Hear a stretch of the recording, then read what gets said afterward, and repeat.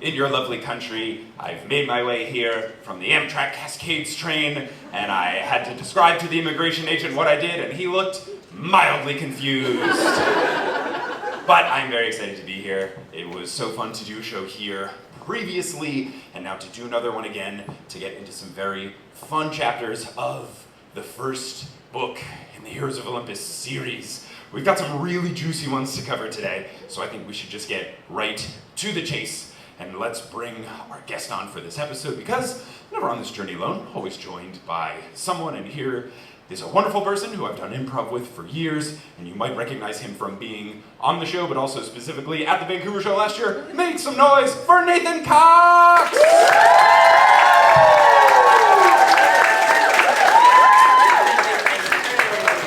How you doing? Hello, Vancouver. How's it going?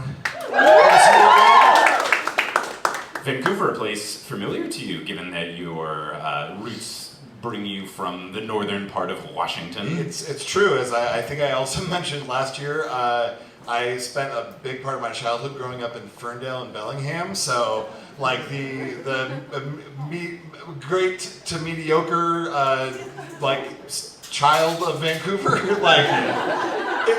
It's hard to explain. I feel like there's Canadian culture tinges that come across the border and do things. More so in Bellingham. Ferndale, I cannot really account for. Laughs from the couple people who have been there. But I love Vancouver, been here a lot. Used to come drinking here when I was under 21 on Granville. I don't know if Tonic is still around, but I had some Smirnoff Ices at that club, and it was a good time. Oh, yeah. But now we're mature adults. We're doing mature adult things. Yes, like talking about children's books. Yes, that's correct. Like adults do. But now, I'm excited. We are going to be covering chapters 27 and 28 of Heroes of Olympus, which are both called Piper, but of course we will retitle these chapters. Oh man, I've had you on the pod a bunch now, since we've already clarified, since you were the guest for the Seattle show, of what your history with the Heroes of Olympus books. I've asked you your nectar and ambrosia, yes? Oh no, I don't know that you have asked. Okay, well then how about you fire that off? What would your nectar and ambrosia taste like? So the ideal food, the ideal drink. Gosh. As far as food goes, my mom taught me how to make cheesecakes at the age of 13. And I think of myself as a solid cheesecake baker.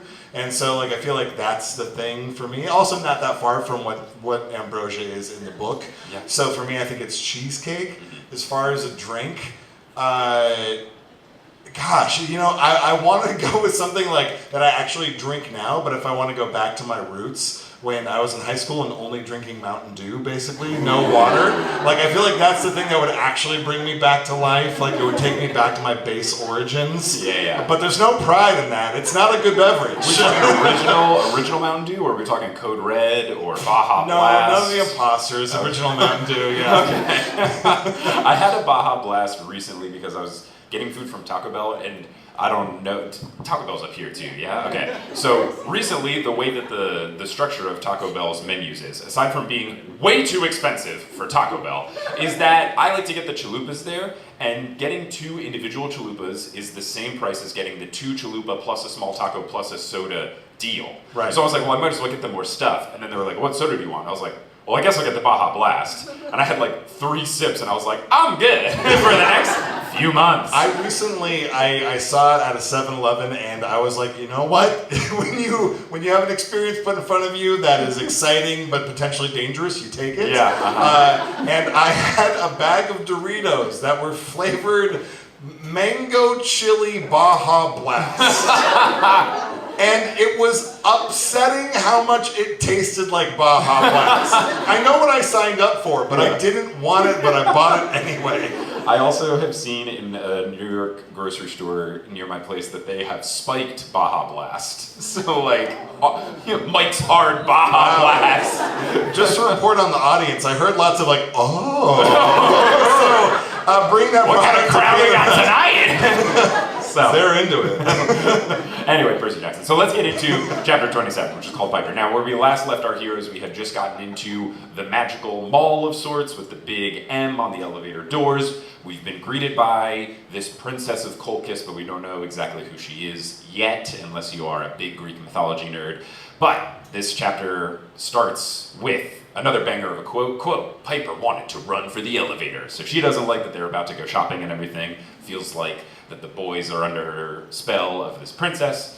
Now, Piper, as the narrator says, that her second choice was to initiate a fight with the princess now, since a fight is definitely going to come anyway. And I keep making this reference, but I feel like these chapters keep feeling incredibly like Baldur's Gate 3, when you have like conversation choices of the person you're talking to, and then the last one is just attack them. Like, it's almost always attack them is the last one. And certain points in that game, you're like, all right, this person's going to fight me no matter what I say. I can't talk my way out of this. So it just, for me, feels like Piper going, attack her, just get it through. Yeah, fast she knows forward. her only chance is to roll for initiative and hit a 20 on that. Just get a leg up.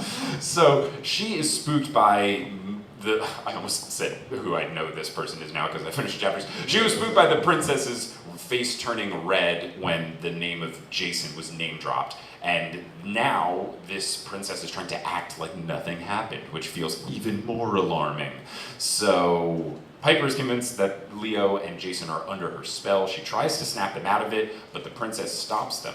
And they definitely seem charmed. And this is interesting because Piper has her charm speed powers. Now we have this princess which has charm speed powers as well. So are we going to have a charm off? Is it going to be a battle of who can convince the boys to do their bidding more? Or as Gen Z might say, it's a Riz war. Oh, a Riz war. Can you tell I'm not Gen Z? I tried to describe what Riz was on an episode. I was like, oh, it's short for charisma. And then and I don't know what else I said, but a bunch of Gen Z people are like, that's not what Riz means. And like, yes, it is, but I don't know that you know what charisma means. But I think it's like purely, based on the feedback I got, I think Riz is purely just like, can you spit game? And like nothing else. Yeah, but it's also going to become one of those things where it's going to keep on like iterating over time, and then literally won't mean literally anymore. So who knows? Yeah, hard to say. But yeah, it'll be a big. I'm looking forward. When I read that part, I was like, okay, we kind of know what this chapter is going to bring on. I'm looking forward to it. Who's got the best game? Mm-hmm. Yeah, I know when Riz will die, and it's when some Democrat politician this year says like, "Go Riz the vote," you know, like Hillary will get back out there and be like, "Show the ballot your Riz." So that'll be on there, just like she brutally murdered Pokemon Go. Now, Piper especially hates this department store setting they are in because she has a history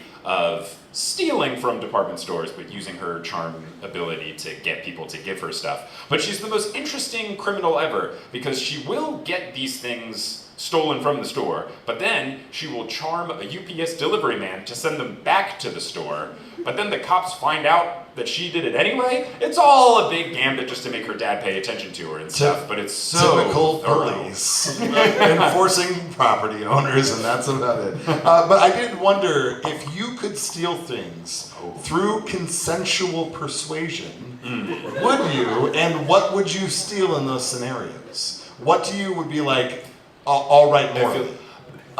When places are definitely going to throw out food at the end of the night, but like their policy doesn't let them. So like if you're going to like a bakery and they're about to close, or like Whole Foods, like I know there's certain things where they like have to throw it out at the end and they're not going to do anything. So like it would be like that, and then I would convince them to give it to me. Yeah, for me it's any like carnival where they've got those stuffed animals, and I'm just yeah. just give me one. I could spend the $80 it'll take me for me to knock over the cats, but we all know that those are worth 50 cents at most. So I think that's fair game. That's a good one. They've made enough money off of it. Allegedly. Allegedly. Yeah. Now, the princess takes them to the magical cosmetics department, and there are loads of potions and all of these ornate jars, very much giving perfume at a Macy's vibes. And speaking of perfume vibes, there is smells emanating from these jars, and some of them are great, and others smell like butt, so it's just a whole bunch of stuff going on. One of them is polka dots, which are any of you old enough where you remember the 90s beverage called Orbits? Yes, didn't it have like the chunks in it? It had like little gelatin orbs that would suspend. Like a lava lamp, but a soda drink. Yeah, exactly. It was like a precursor to bubble tea in my mind. Yeah, definitely. Except not tapioca. American precursor, kind of. But the thing what's interesting is that it does kind of serve a purpose, which is it did remove your temptation of drinking a lava lamp. You're like, well, I shouldn't drink a lava lamp. I'll have an Orbits. They should have sold it in lava lamps shaped. I mean, they kind of were. Yeah, they were like roundish and it was like an inverted one. It wasn't good though. Don't look for one, please. This has been Millennial Corner with Mike and So the princess points out that one of them can cure any disease, and Leo says, like cancer? And she goes, any disease. And then she also points out another one that just kills whoever drinks it very painfully. So Piper again tries to snap Leo out of the trance with her charm speak, but it doesn't work because Piper's confidence is a bit shaky, so she can't really bring it all to the table here. The princess continues with a potion that protects against fire, and Leo says, no need for that, since he has fire protection powers. And the princess is surprised, but doesn't press him on it, thankfully. And then I realize, wait, oh my god, it's Medea, because she says, when she's brushing this off, that Leo isn't wearing her trademark sunscreen. And I remember they referenced that 3 books ago in the Percy Jackson series as like a throwaway line that Medea makes SPF 3000 sunscreen. But I, being the very specific nerd that I am, was like, Dr. Moya, what's the deal with this? And she told me about Medea. So when she said this line, I had the big brain blast aha moment of, this M sorceress person, of course it's Medea. And I was kind of kicking myself because in the Seattle live show, which you haven't heard yet, but podcast people have heard at this point, we were about to go down the rabbit hole of who could the M person be? And I was about to say on stage, it wouldn't be Millennium because she already showed up in the Demigod Files. But if I had said that, then I would have thought about Hades 2, the video game. And Medea is in Hades 2, the video game, so I probably would have gotten there. But I think it's all okay because me not recognizing it until the throwaway sunscreen line just still being burned in my brain, I think is the newest Olympian way to realize, oh no, it's Medea, they gotta get out of here. Because it's not my job to read these books, I didn't remember that throwaway line. And so at this point, I still did not know that it was Medea. I did write in my notes in all caps at this point, okay, quick Mike, what is Medea's deal? She's in Hades 2 and she's your friend, but that means she's probably not their friend. So I also then said, okay, definitely potions, she studies under Hecate, and she's in the Jason story, but I don't remember if she was good or evil. She read the name of Jason, and then I wrote, it's gotta be the old classic, he was her lover, but then he left to do the rest of the quest thing, a la Cersei. So that feels pretty true to form, we'll see in a little bit. Yeah. So that lies, but within that lies the question. Is she going to be vengeful towards Jason 2 Electric Boogaloo, or will she be helpful for them? We'll have to see. So Piper asks if the cure potion could cure a lost memory, and Medea thinks it's a possibility, asking Piper if she has forgotten something important.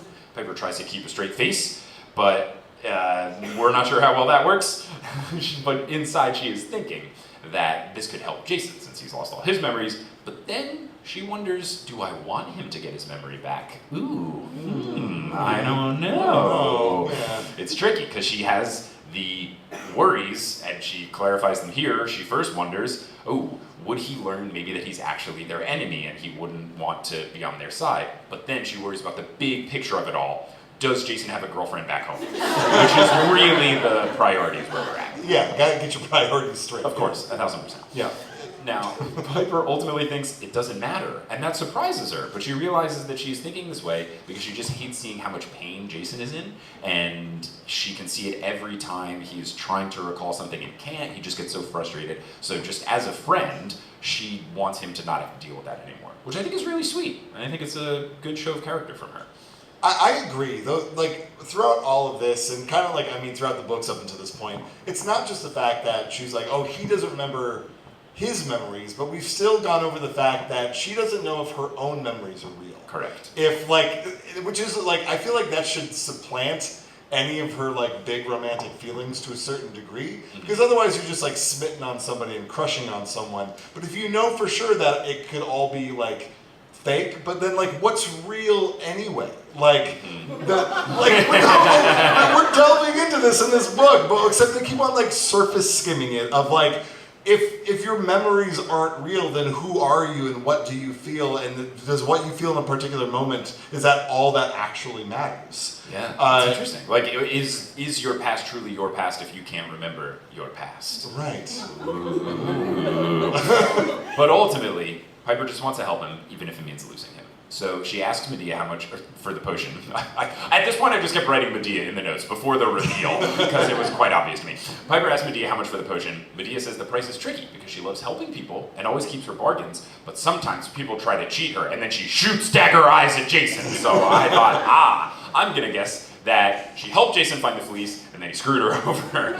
And then... Which is really unfair to Jason. It's like... To our Jason, yes. No, but to all Jasons. Oh, like, any Jason besides the one Jason that set the bad precedent. That's right. Jason Kidd, Jason Derulo, Jason Biggs. Sucks, yeah, but yeah. But like, none of them are going to get fair deals, all because their parents felt a certain way when they saw their infant being born. Like, that's not fair. It's not fair at all. Oh, man. So Medea gets into it. She says, quote, once, for instance, I met a handsome young man who wanted a treasure from my father's kingdom. We made a bargain, and I promised to help him steal it. And Jason is shocked that she would help someone steal from her own father, but she says, I asked for a high price, that the hero take me along with her, and she says that she wanted it because basically he was super cute. She says he was dashing. She then says to Piper that Piper should understand how she feels, right? And Piper tries to fight back, blushing, and she's worried that Medea can read her thoughts, and then thinks that the story sounds familiar. Medea says that she helped this hero complete many tasks that would have been impossible without her help, yet he still cheated her out of her payment. Jason frowns and looks like he's trying to remember. Leo thinks it's awful. Medea says that she knows that he would never do it and would always pay a fair price. So Leo asks, what are we buying again? I'll take 2. Love Leo. Piper interjects again to actually ask what is the real price. And Medea asks if she would give anything for it, because it seems like she would. And Piper feels this magical force rush over her that makes her want to say yes, but she recognizes that it is charm speak because it feels similar to what Drew did back at the campfire. So she has the fortitude to resist it, but she does note that it's about 1,000 times stronger than what Drew did. So she does recognize, I am dealing with someone very powerful, but then she also has a feeling of guilt. Oh, I do this to other people. When I charm speak people, I don't like how this feels, and I can't believe I'm doing this to other people. So I wonder if this will affect her usage of it going forward, now that she knows how it feels. Yeah, potentially. Who knows? We'll see. We'll see. Piper holds her ground, saying that she won't pay anything, like saying as in like not anything, but she would pay a fair price, and once they do so, they will be on their way.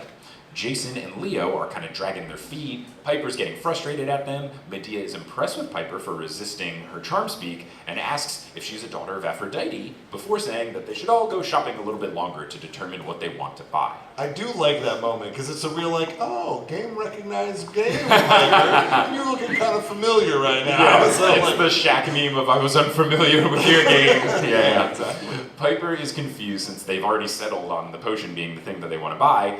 So Medea then charm speaks the 2 boys into doing more shopping, and they agree, and then Medea says, excellent, you'll need all the help you can get if you're to make it to the Bay Area. Whoa. Now, I think this is not come out on the podcast yet. Again, sorry, Vancouver people, but this is the part where you should go, oh, because I have correctly predicted that they're going to the Bay Area.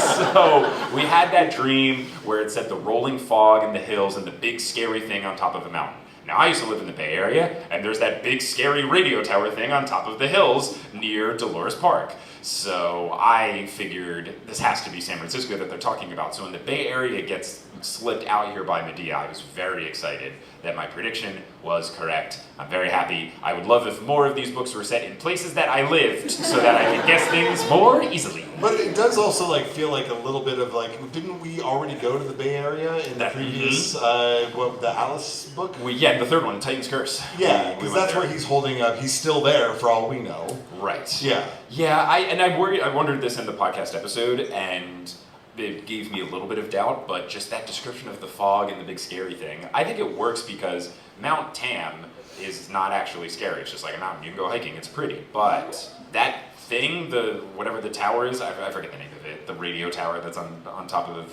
Twin Peaks, sure, is legitimately very ominous looking. It truly looks like a metallic eye of Sauron. Also, during intermission, everyone Google it. You'll be like, oh wow. If you just Google San Francisco scary radio tower, it will show up. It's also you being oh, Mount Tam's not that intimidating looking. We all know that because we're from the Northwest where we have the Cascades, and mountains in California are not really mountains, let's be honest. You look north from walking outside and just oh, look at Grouse Mountain and all these places where I'm that's an actual mountain. So I'm calling BS on Mount Tam. That's a mountain. It's Hill Tam from now on. It is more of a hill than a mountain for sure. Yeah. That's a lot of California things though. Okay, here's just for the crowd. It's this thing. Look at that. Come on, look at that. That's so terrifying. There's totally going to be an eye up there that's when you put the ring on. Oh, yeah. My girlfriend's parents live right here. That's actually true. Oh, man. So, anyway, Percy Jackson, now that I've given a visual aid for the Canadians. A visual aid. Okay, so, now, let's see. Piper grabs her dagger and thinks of the Enceladus dream of a place that she knows where she was supposed to betray her friends. This is the thing that I was referencing. She asks Medea why the Bay Area, and Medea smiles and asks, well, that's where they'll die, isn't it? And at this point I wrote in my notes, okay, definitely not our friend. Medea leads them to the escalators, and Jason and Leo look stoked to continue shopping. And that's the end of chapter 27.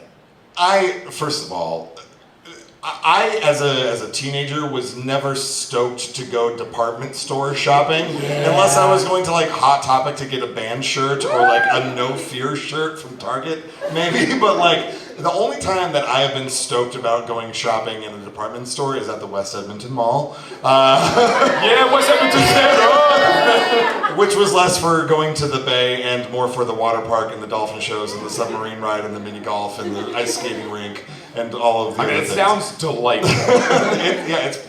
It was great when I went there as a teenager. I was going to say, it sounds like a high school dream. Yeah, it really was. There's a whole TV show about it. There's a whole TV show about it. Fun. I don't know that I was ever, I was never a mall kid in high school. I was never big on department store shopping. But now, I love to go shopping. And I'm even the next level where I love to go shopping for Kelly. I'm a great shopping husband.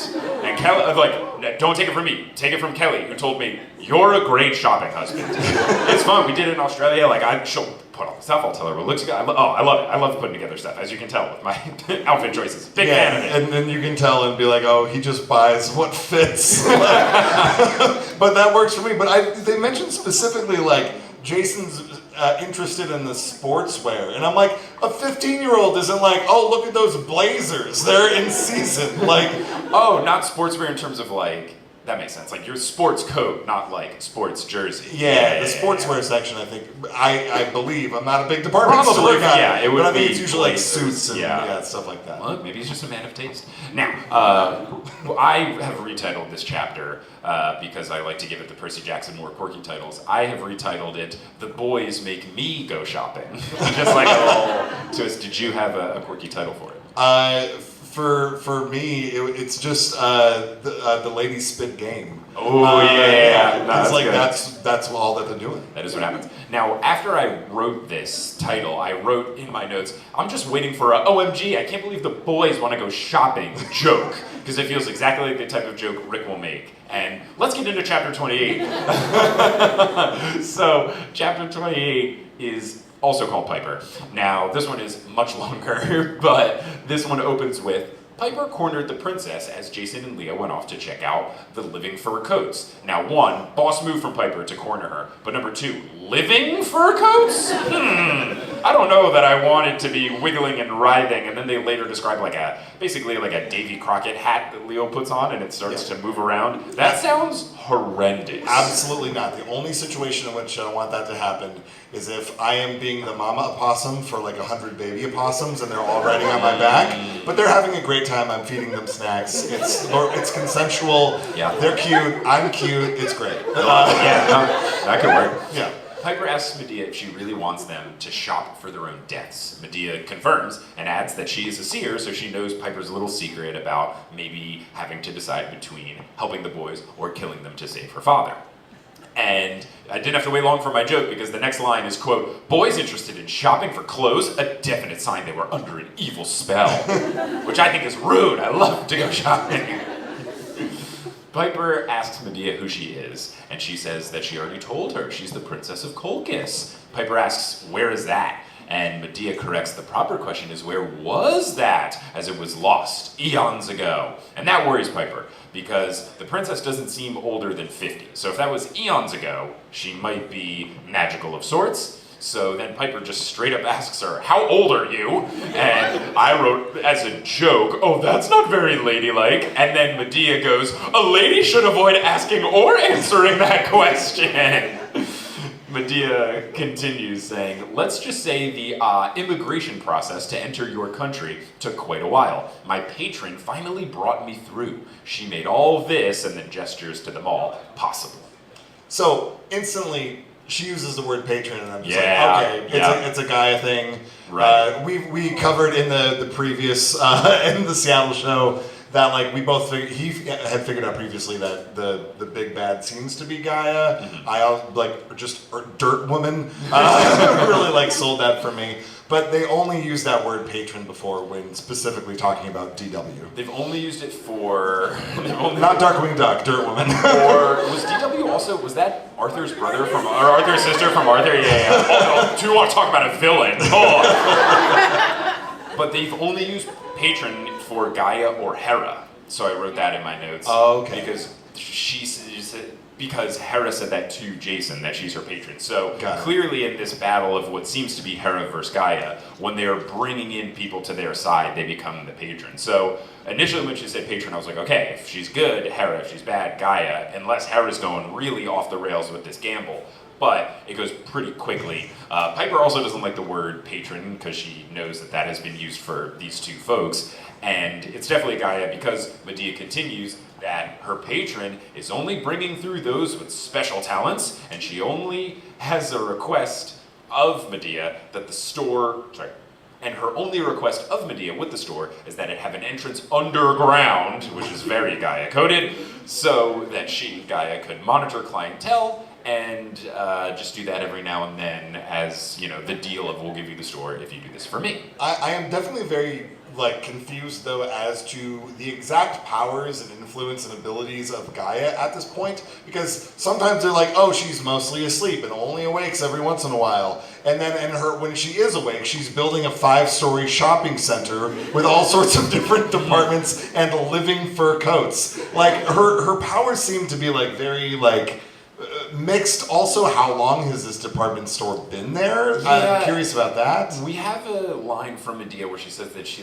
moved in. The understanding I got was that it was abandoned and she moved in, but even if it was there, they did have to install the underground entrance at the very least. So at the very least, they did do basement excavation work, which is a lot, especially if they're in Chicago. I'm sure that has to be all sorts of city ordinances, and there's a subway system there, so underground, it's going to be very contentious. But L train though, mostly. Though some areas are, never mind, we don't need to get into the metro system in Chicago. So Piper immediately knows, we got to get out of here ASAP, but then Jason from afar goes, hey, check it out! And he points out a purple shirt like his that he wore on the field trip, except it has claw marks ripped through it. Jason wonders why it looks so familiar. Piper says because it looks like his, but then she says, we need to leave. Medea pushes back, saying that the boys are having too much fun shopping to leave now. And then there's also a Camp Half-Blood shirt with a hole in the chest, and then there's damaged armor. So it seems like all of the clothing items that they have on resale, because they say like people sold things to buy other stuff, has all been damaged and beaten up. So not incredible vibes. All the more reason store. to just leave. Exactly. Yeah, no reason to be there. Right, if Medea wasn't giving off bad enough vibes, here's destroyed clothing from your peers. Piper asks Medea to share the rest of her backstory. And though Medea is unaffected by these words and any sort of charm speak power that Piper put into them, the boys are very excited to hear more about Medea's story, so Medea kind of has to go along with it. She is upset at this and shoots a look at Piper, but then she does oblige and tell more of her story. She says that people do strange things for love, and Piper should know. She says that she fell for her hero because Aphrodite put her under a spell, and then adds that she cannot seek revenge on a goddess, but said it in a different tone, which gives Piper the impression of, but I can take it out on you instead. So Piper clearly knows the story at this point and begins to egg on Medea to reveal some of the more unsettling portions, in hopes that will snap Jason and Leo out of it. She asks Medea if the hero married her after leaving Colchis like he promised. And Medea again is furious, but Piper holds her ground. And Medea relents a little bit, but then does reveal that yes, at first, in fact, he did seem like he would keep his vow, but then her brother's fleet chased after them, and the fleet was going to destroy them until Medea convinced her brother to board the ship and talk under a flag of truce first. And then Medea killed her own brother. And I wrote my notes, I thought it was Jason. And here's where the interesting thing of Medea comes into play, because our Jason is shocked. Medea refutes the stories though, calling them lies. She says that Jason and his crew did it, but they couldn't have done it without her deceiving her brother. So more of like a team effort as opposed to it being fully Medea. So this, and it continues and validated my thoughts, it feels very much like the Medusa situation, where there's lots of different tellings of the same story, and there's some that make Medea look worse, there's some that make her look better, there's some where the onus is put on someone else, and that's what this conversation feels like. It feels like Piper knows the Medea is fully the bad guy story, and Medea has the no, I'm a complex character story. I wouldn't say good, because she's like, well, I didn't do the killing, I just facilitated the killing, which is different. So, not perfect defenses, but at least not like, oh, I've got this from start to finish, it's me. Yeah, there's this book called Some by David Eagleman, I believe is his name. There's a short story within it which talks about this concept. I know this is a long launch, where they talk about the concept of there being 3 lives that you live. There's your life on Earth, there's your life in the afterlife, and then there's this interstitial life between the two where you're in this holding area until the last time that someone on Earth says your name. So you're in that holding area waiting for the last time for somebody to say your name. And so if you're really well known, some people could only be there for like a day and then they're forgotten by time. And then other people, like people who make podcasts that will live forever? Yes, that's correct. But like, Julius Caesar, Abraham Lincoln, Cleopatra, whoever, all these different people through time. Jason Derulo.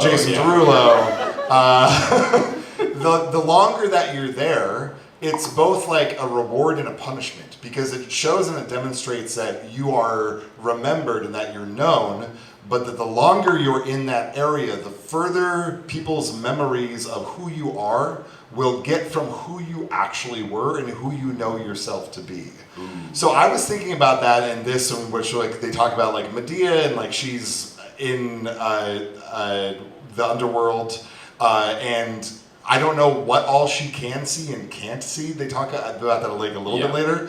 But that idea of like, it would be frustrating for anyone, even though she is ostensibly an evil person, but like the more that the vision or the version of your history is changed, the more I'm sure that like if you got the opportunity to come back to Earth, you'd be like, let me set some things straight. Yeah. I'm really mad about this. But I love that idea because it's like almost haunting Of like, that's something that I feel like humanity wants. We want to be remembered. We want to be known. We want to have a legacy most of the time. Not everybody. Some of you are introverts. But not that, never mind. I won't get into it. But there's the flip side of it that people don't think about. That like, who are they actually remembering? And I like that he's kind of lacing into this a little bit with the way that he's having her talk about her past. Yeah, I mean, on a very small scale, it is something that I have to deal with a little bit, because, like, the version of me on the podcast isn't, like, exactly who I am as a person. Like, I will escalate things to be more entertaining. But also, I get this weird thing where, especially on, like, the subreddit, sometimes people will, like, ask why I said or didn't say something, and then people in the comments are like, oh, well, Mike probably thinks this, and it's, like, wildly different than from my actual opinion. Or even, like, weirder people would be like, well, Mike said this on an episode, and it's, like, the opposite of what I said. So it's this weird thing of, like, I have the one level of, like, podcast Mike is not exactly real life Mike, but then also people like misremember what I say, and then it becomes like I don't know. I've gotten like a glimpse of what you're talking about, and it is weird. And sometimes I have to get on the rep to be like, no, I didn't say that.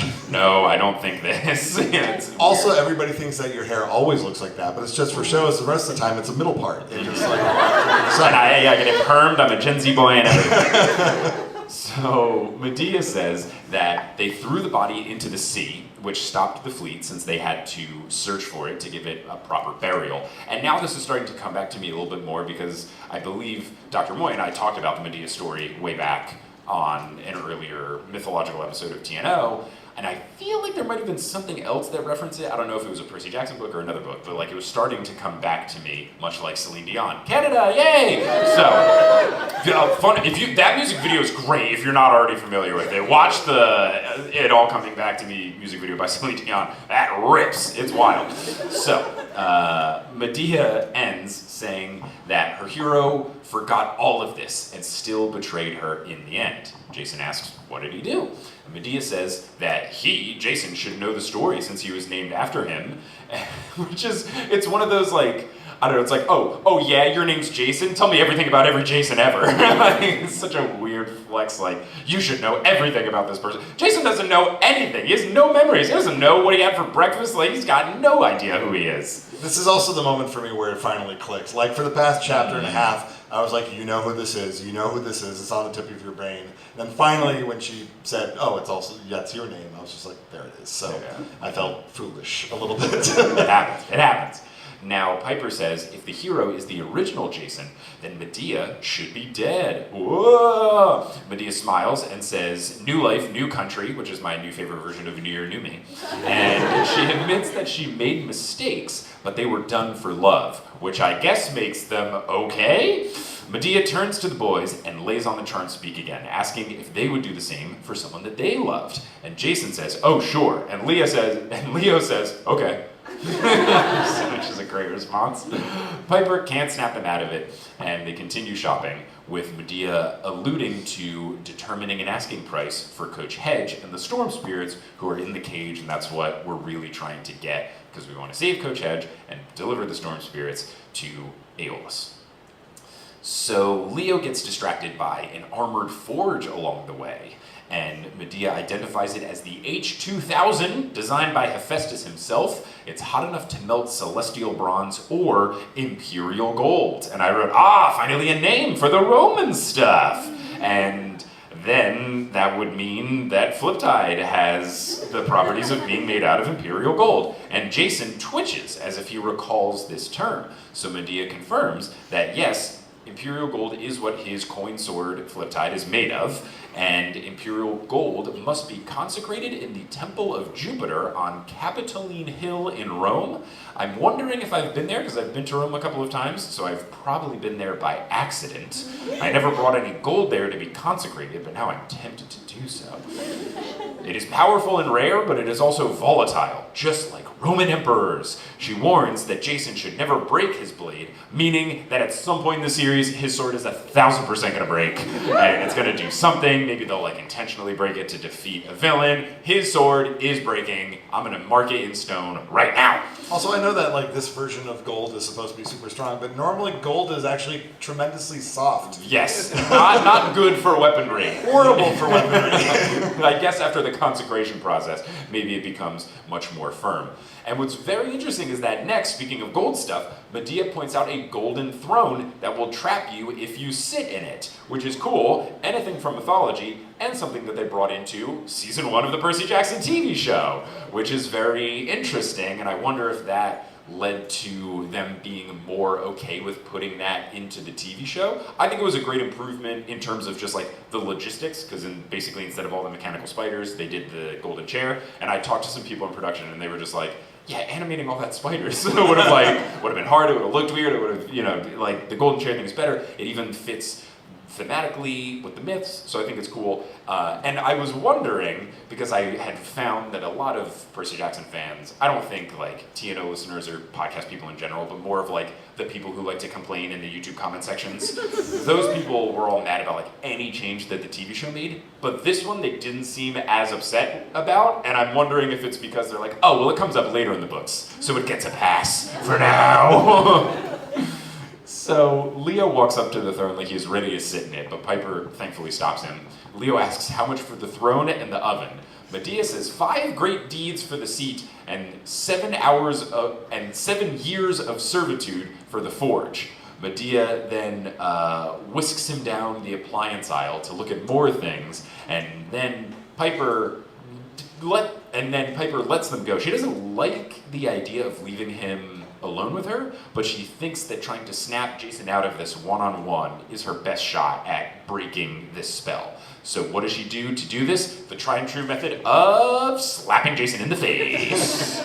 And I love that Jason replies with, "What was that for?" which is the most common response to when you are slapped in the face by surprise, according to media. Like, I feel like that's the number one. If you were playing Family Feud, it would be like, a movie character just got slapped in the face, what do they say? And like 99 out of 100 would be, what was that for? Like, it's such a common response. Piper tells him to snap out of it because it is charm speak that Medea is using.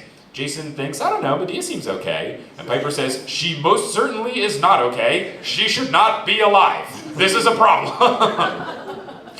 And then Piper informs Jason that Medea was married to the original Jason 3,000 years ago, which is too long ago to still be alive.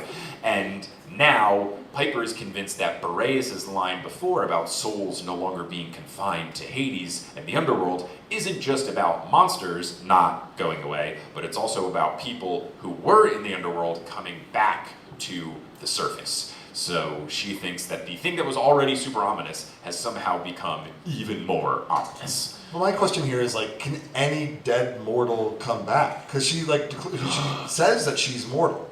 And so, like, it seems that, like, Gaia is the one who's able to make this happen.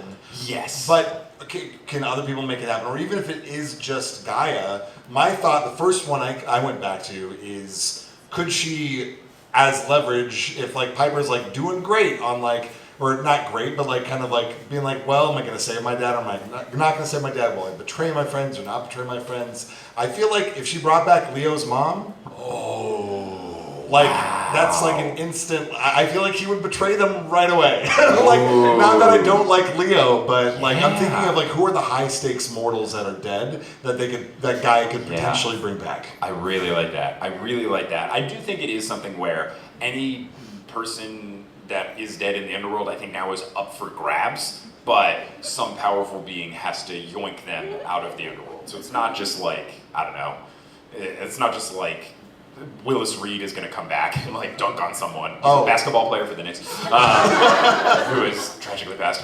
But I don't think that like anyone is just walking around now. I do think they have to get. All right, they bring back the greatest villain and warrior of all time, Luke Castellan. Oh no! Whoa! No, just kidding. I don't even think Luke's coming back. No.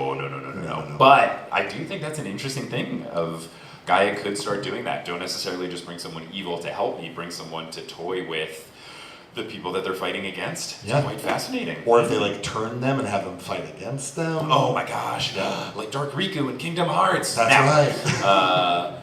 Jason is confused because Medea is not a ghost. Piper says that she's worse, but before she can finish that thought, Medea returns with Leo to take everyone down to the cages on the ground floor. Now, as they descend, Piper notices 2 very large bronze sundials set within the floor on the north and south sides of the fountain. And then she doesn't say anything else about them, which made me think, these will be important. There's no way you're just like, look at those giant bronze sundials.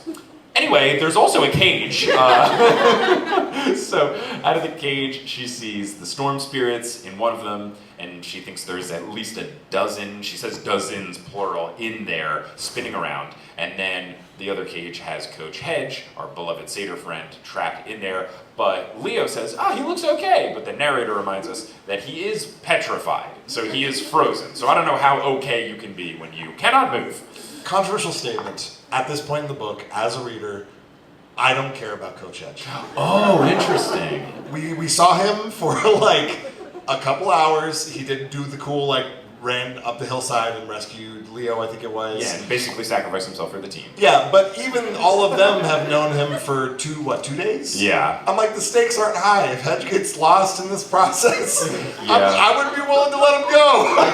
I think, for me, I don't know if it's that I don't care about him, but it's more of just one of those YA things where he's for sure gonna be okay. Sure. So I'm just not worried about him, that I haven't thought about, am I concerned? Would I be sad if he dies? It just feels like he's gonna be fine. Because it would be a wild pull to introduce a character very briefly in chapters 1 and 2, and then have him be teleported away at the end of chapter 2, and then be like, he's dead and you should be sad. It would feel very Lee Fletcher book 4, which my opinions of which are very public in that I lost no sleep on his death.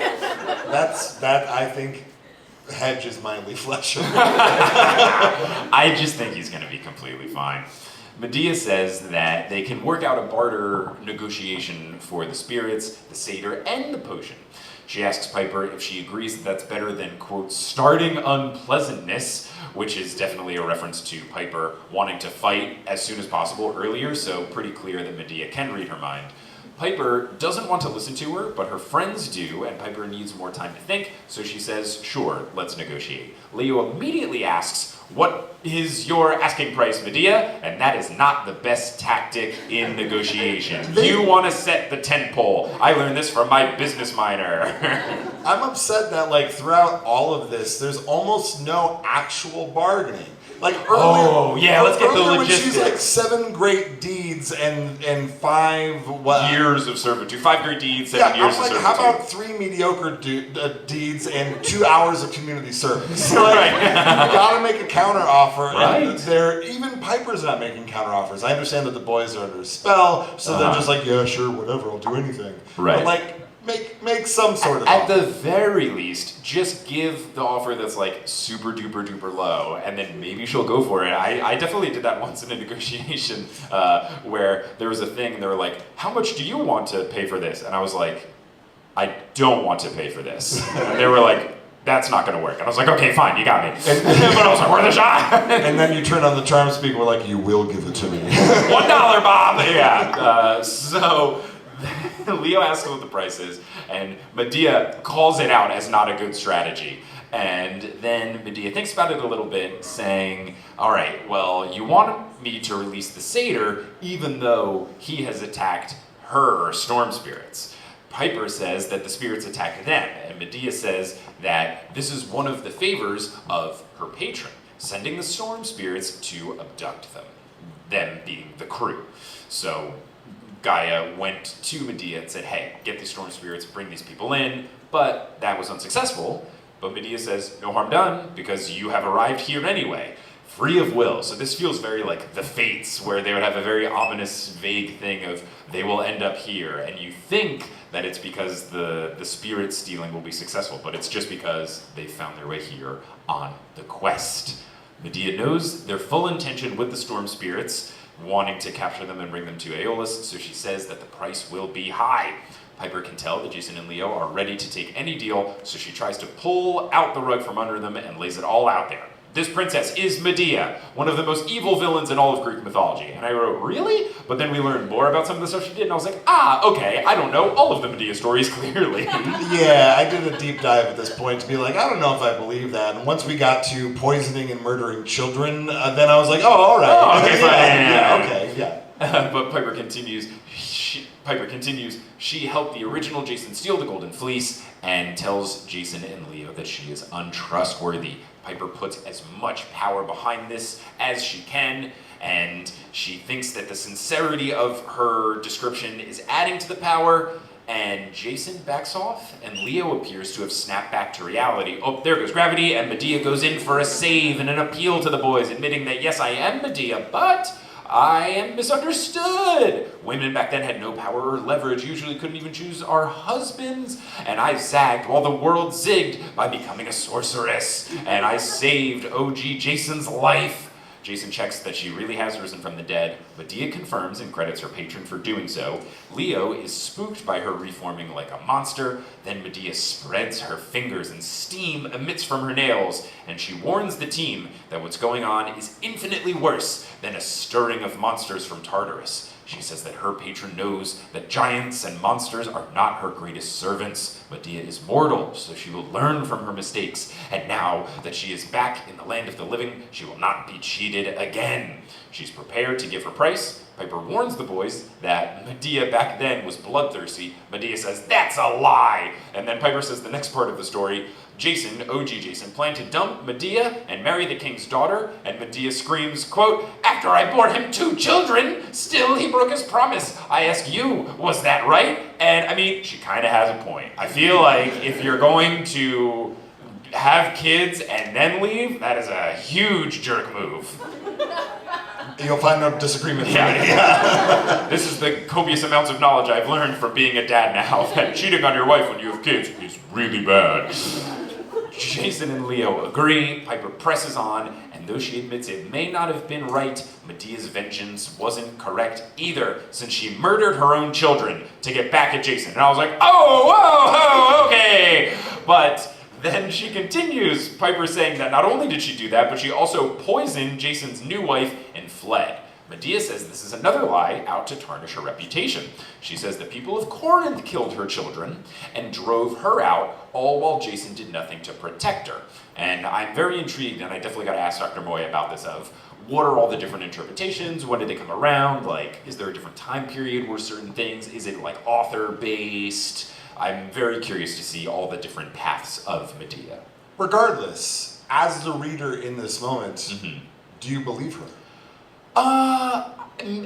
I think that even if you go by the generous reads of Medea, it's still bad. Because what Medea says is, yeah, Jason did nothing to protect me. And basically she says that because Jason took everything from me, I snuck into the palace and poisoned his new wife. And she says, well, it's a fair price, right? And Piper goes, no.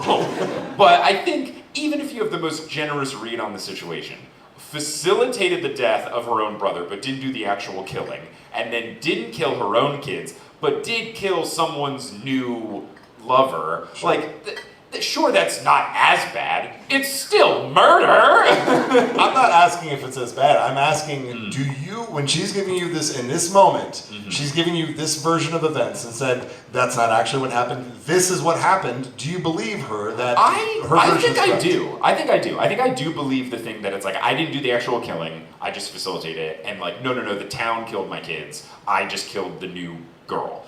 I'm sorry to inform you all that Mike has been charm spoken. Oh, really? There's no, like, mythological thing where... No, I'm just saying it worked. Oh, okay. Through the page to your brain. Well, it worked, but I'm still like, yeah, but it was still bad. So I personally don't believe her because I don't, like, she's already been lying to them. Yeah, okay. So, like, why would she tell them the truth now, besides the fact that she's angry that people are telling lies about her, but she's also just, like, she's an evil, angry person in general. Yeah. Like, maybe I'm painting her in too broad of a color, but stroke? Right, yeah. What a mixed metaphor. With too broad of a brush. Yeah, that's right. Yeah, okay, great, thank you. Got there. But I don't actually, like, believe her. Okay. Like, I think that, yes, there are plenty of instances in which women in history have been depicted in ways that were not kind to them. Right, but I think the difference here is that, like, versus the Medusa thing, to bring it back there, this is arguing about who did what. The Medusa thing was always like, even the stories where they're trying to make her be the bad guy, it's like, wait a second, Poseidon and Athena feel like the bad guys. So it's just more of like, that's purely on the read. This is of like, okay, well, what actually happened? So I agree with you that like it is different stakes, and I do think it's different than the women were just viewed differently. That's for sure Medusa. That might not be Medea. And I believe Medusa. Yeah. I do not believe Medea. Okay. That's just where I stand. I'll have to see what Dr. Moya has to say. Medea says she's the victim, but now she's learned her lesson. If heroes come asking for help, they must pay the price, especially heroes named Jason. Again, does not feel fair. And then the fountain turns bright red, and I was like, oh, it's not a fountain, it's a cauldron. Piper draws her dagger and tells Jason and Leo it's time to go, and Medea asks if they really want to leave before the deal is complete, and then she continues that her price is simple. She explains that the fountain is magic, and if a dead man is thrown in it, even if chopped to pieces, he returns fully formed and stronger than before. And I wrote, uh-oh, she's gonna make Jason and Leo fight. And I think that's the perfect cliffhanger for us to go to intermission. So, if you are a podcast person listening after the fact, we'll take a brief break. We'll do the Lost Euro, and then we'll get back to it. So let's all here say goodbye to the podcast people. Goodbye, Podcast people. But now that you're here in person, let's talk about intermission. Woo, yeah, intermission. There's a bunch of fun things you can do. First, obviously, you can go to the bar, go to the restroom, pat your nose, do all that kind of stuff you gotta do. But you can also check out Sarah at the merch table. Yeah! Got a bunch of fun merch. We've got shirts, we've got signed posters, we've got stickers, we've got pins, we have a whole bunch of stuff. And in order to keep the payment system simple, since I can't do credit card stuff, since I don't have a Canadian bank account, I know, the worst, right? We gotta do cash. So everything is in increments of 5 Canadian dollars. If you have US money that you're looking to burn, you can also burn that. I will gladly accept that. But I basically just like rounded a lot of the prices like down to the nearest $5. So you can get a sweet, cool Canadian deal by me not wanting to have to deal with a bag of toonies and loonies. So you can check out the merch table. And then also, we're gonna end the show with Q&A. So you can send in an email to thenewsolympian@gmail.com. Just put something in the subject line that makes it clear that you're here at the Vancouver show, whether you say something positive about Canada or negative about whatever your rival country is, maybe America, I don't know. Just put something in the subject line that makes It should be. We're so bad. Just put something in the subject line that makes it clear you're here at the Vancouver show. But yeah, we will be back in about 10-ish minutes or so to get into the rest of this chapter, and then Q&A. Yeah, the big fight that's on the prowl. But yes, go get merch so I have less things to put in my suitcase when I go home tomorrow morning. But yeah, we'll see you all soon. Woo!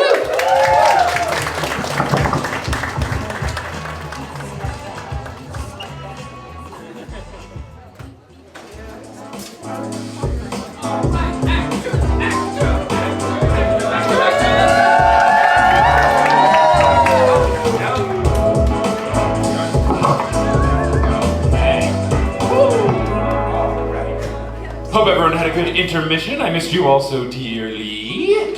Let's get into the rest of this chapter and then to Q&A. While you're pulling up your notes, so we've got a blood fountain at stake that can heal people, supposedly. Yes. You kill somebody, you put them in the blood fountain, and Right. they come back out just doing just dandy. Yeah. Doctors hate this one simple trick.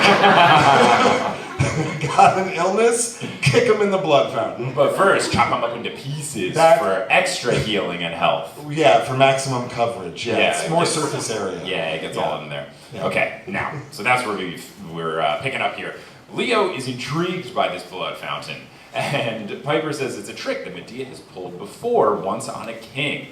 But instead of coming back stronger and healthy, he just died. What's even worse is that Medea made his daughters cut him up. So, extra fun. I'm sure they're all doing very well, and they have no trauma about that at all. This is only confirmation to me that she did this shit. Like, she's like, oh, I didn't do any of these things, but why is the blood fountain back again, Medea? If she didn't do it, it wouldn't be in the mall. Medea casts doubt on this accusation, but doesn't give any context. She's just like, nah. So, not a great defense. And then she ramps up the charm speak to try to get Leo and Jason to fight each other. Piper tries to stop it, but they do begin fighting. Piper feels helpless and recognizes what a true sorceress can be. It's not just potions and magic wands, it's deception. It is what Medea is doing right now. Jason and Leo start going at each other's jugulars, but with words. Leo tells Jason he's always the star and always gets attention and takes Leo for granted. Jason tells Leo that he's annoying and never takes anything seriously and can't even fix a dragon. Thank goodness Leo's immune to fire damage because burn! I actually also don't believe these. I don't believe that they mean these words. Like, no, I don't something think about so. the phrasing, it comes across to me the same as the role that you want to play in the Percy Jackson show, which is the parents on the cruise. Oh, yeah. Who are like, I do not think that you are a good mechanic and you did not do a good job with the dragon. Like, right. It feels like their words are being pulled out of their mouths by. It feels like a celebrity that they bring on one of the Comedy Central roasts that like definitely did not write their own jokes and is just saying whatever the poor, writing team wrote up for them. Are you telling me that Martha Stewart isn't a 20-year road comedian? No, I am not. I am not at all. Piper begs them to stop, but now they wield weapons, sword versus hammer, and I don't know if you want to bring a standard issue hammer to a sword fight. Nor a gold sword that summons lightning. Right. Last time I checked, a lot of hammers are conductive. Jason, choose your weapon. A coin that can turn into a sword that conducts lightning, or a spear if I want to throw it. Leo, choose your weapon. A hammer. A 3-pound hammer. Which he says it like that's intimidating, but like 3 pounds is not heavy. No. That is quite light. Like if you go to like barbells don't even come in like legit 3-pound ones. They have to be the weird funky ones where it's like, this one's pink. We've also established that he can pull all sorts of things out of his tool belt. Why isn't he battery-powered operated circular saws? That's true. I was gonna say he said that there's limitations and he's tried some of the stuff. But yeah, even if you can't pick a circular saw, he could just go with a saw. He could go with some the most a hand saw. Yeah, at least it's pointy. I don't know. I don't know. How It's slapping him with it or pulling out a bow and it's going a bluegrass musician. I would also like to say I meant dumbbells, not barbells. I don't want the swole bros who definitely listen to this podcast. Yes, all the swole bros. Just send me emails with as they crunch the numbers on their keyboard with their huge finger muscles. Mike, I was lifting last night at 10 p.m. getting my gains in and I couldn't help but notice. What's funny is sometimes I do that because that's a great time to go to my apartment's gym. No one's there at 10 p.m. I can use all of the machines. Whee! Piper begs them to stop, but they've got their weapons, and Medea tells Piper to back off because she's actually doing her a favor, because if the boys die now, it'll make pleasing Enceladus so much easier, and she could have her father back today. And even though the charm speak doesn't work on Piper, the thought of saving her dad ASAP does have some appeal. Piper asks if Medea works for Enceladus, and Medea says that she would never serve a giant, but they all serve the same greater cause and a patron that cannot be defeated. She tells Piper to back off and save herself so she doesn't die as well. Jason and Leo are ready to face off, but they aren't starting. It's almost like they're waiting for the orders to begin. It feels very much like Mortal Kombat before they say how to fight. Yeah, so it just feels like they're standing on the side going Sorry, I guess, Here's my hammer. Oh yeah. I have the sword. I guess Jason would be flipping the coin over and over again, and there is this fight, and it turns into the sword. Yeah.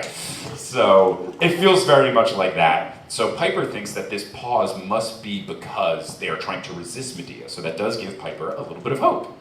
Now, Medea then throws a diamond from her jewelry into the fountain, and it does an iris message to show the office of Piper's dad, Tristan McLean. And I think it's very interesting because the only time we've seen iris messages work is when they throw a drachma into a body of water to make the rainbow goddess show up. But for her just to throw a diamond, I wonder if it was a magic diamond or if it's just because it's something of high value, but also just feels like Iris. I thought she was a good guy. Now it just kind of feels like she's just in it for the money. I think she's a neutral party. You use currency in the fountain and you're going to get it. Yeah, it just feels very Michael Jordan quote of Republicans buy shoes too, where she's just I'll just, look, if the money's coming in, the money's coming in. I don't care if it's, Yeah. I guess she doesn't cause any harm. She is just, facilitating video calls. Oh, maybe it's like drachmas to water, but blood to diamonds. It's commentary on controversial diving minds. That's exactly what Rick Armstrong was going for. So we see Jane, Mr. McLean's assistant, and Medea starts chatting with her, and Jane asks how she can help and addresses Piper as well, saying, "Hello, Piper." And Medea says that, and Piper is shocked. Medea says that Jane was easy to manipulate, quote, "an organized mind for a mortal, but incredibly weak." And in response to this, Jane goes, "Thank you, ma'am." And Medea goes, "Don't mention it." This just goes to show that, like, Hollywood is full of Titan-worshipping evil people that are only serving the worst forces in the world. Medea applauds Jane for getting Tristan to skip town so rapidly, flying on his jet to Oakland without alerting press or police. And she says that it seems like nobody knows where he's gone. And then she does reveal that the lie that she got Jane to tell Tristan was that Piper's life was in danger. So at least this is like a bonus point for Mr. McLean, that he at least cares about the safety of Piper, even though I have my gripes with him as a father. At least, hey, your daughter's in danger, he springs into action. Yeah. At least, that's a good sign for him. Mm-hmm. Piper looks into her mirror dagger and sees the face of a girl who looks defeated, so she's again not feeling very confident. But then Medea gives Jane new orders. Bring Tristan home if Piper cooperates. Create a believable cover story and arrange for Tristan to arrive and spend some time in a psychiatric hospital. I'm not gonna lie, this is the closest that we've gotten to, like, it feels like this is the do or die moment for Piper. Right. Like, if she was going to have the betrayal, I feel like it would happen right now. She has the promise of, like, her dad's gonna come home. It's already a quick situation where, like, she could also join her in the charm speak and be like, yeah, chop each other up and jump in the fountain. Like, it'd be very simple for this to turn into an accident that maybe she could claim she never did it. Pull the whole Medea. Yeah. So I don't know. Like, I commend her for not falling for it, because this is a time where, and also being influenced by someone trying to charm speak her. Right, yeah. No, I think it's true, because we're all, at least for people that don't know what happens next, we're all wondering, is Piper going to go evil? When will she do it if she does? And yeah, for this opportunity to go without her flipping makes me confident that, yeah, she probably should be good throughout, unless they really ramp things up and change the stakes, but you're totally right. Jane says that she will stand by. The call ends. Piper gets very angry with Medea. Medea says that she's been planning this for years, because even as a soul in the fields of Asphodel, her seer powers worked, and she had a vision of the 7 heroes from Too Great to Prophecy, and she saw that Leo would be an important enemy, so she alerted her patron's consciousness, and she woke to visit him. So what that means is, Medea was responsible for Gaia visiting Leo, meaning Medea played a part in the death of Leo's mom. And that is putting so much power in evil. It's the thing we talked about earlier, like, what can you do or see from Asphodel or Tartarus or wherever they are? She is, like, who gave her those seer abilities? Was that part of, like, her, like, Hecate witchcraft, like, powers from back in the day, or did Gaia give that to her somehow as, like, a watchdog to see what's going on? It's a huge, powerful thing to be like, I can see what's happening up on the overworld, and I'm going to call on my best friend, who's like one of the most powerful mythological creatures ever, and then basically almost get her to do her bidding. Yeah. Like, it's a weird, who's really in charge here situation. Yeah. I do think Medea probably already had these powers, and I think Gaia just recognized game. I think she saw what Medea was putting down and thought, ooh, she could be useful. Piper tries to get Leo to wake up, since she's admitting to playing a part in his mother's death, but it doesn't work. Medea begins giving the orders to fight. Piper tries to interject, knowing that her time is running out. Medea rolls her eyes, love that, rolls her eyes, and says Piper is no match for her, a sorceress who trained under her immortal aunt Circe, and I didn't know that they were related. I thought that was very interesting, especially because Circe is also in Hades 2, the video game.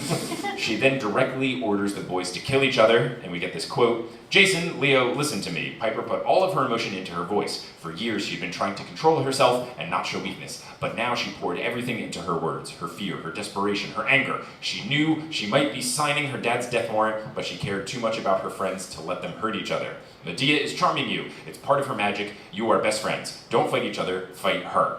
And I like the emotion that she's put in. I like what we get from the narrator situation. But as far as like what she actually says, I didn't find it that compelling. So I would hope that the emotion behind it was strong enough to make the charm speak work. Because just saying, she is charming you, it's part of her magic. You are best friends. Don't fight each other, fight her. It's like, I don't know, I'm not like gonna go out, it's not a rousing halftime speech. It kind of feels like the same thing that she's been telling them the entire chapter. Yeah, she just like put a little gusto behind it. Yeah, but I do like that this is an opportunity for her to like harness and use her charm speak in a way that she doesn't feel guilty about. Because she's always been kind of on the fence up until this point about the times that she's used it, but now it's like really like not being afraid to use it, but also using it in a way that it's for good. Yeah, it's positive charm speak as opposed to manipulative charm speak. But I agree, she could have said so much more to not... just be like, mess her up. Yeah, she's got to start watching like those supercuts of, you know, whatever that Al Pacino football movie halftime speech is, the one from Miracle, the hockey movie. Like she's got to watch all the the Titans. Any WWE like promo, like, ooh yeah, Leo's gonna make a buzzsaw,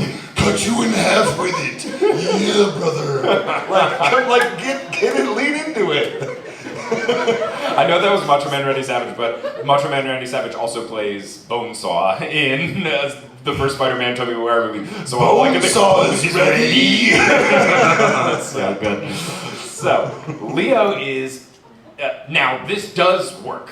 So it works. Leo's immediately ready to fight Medea because of the mom stuff.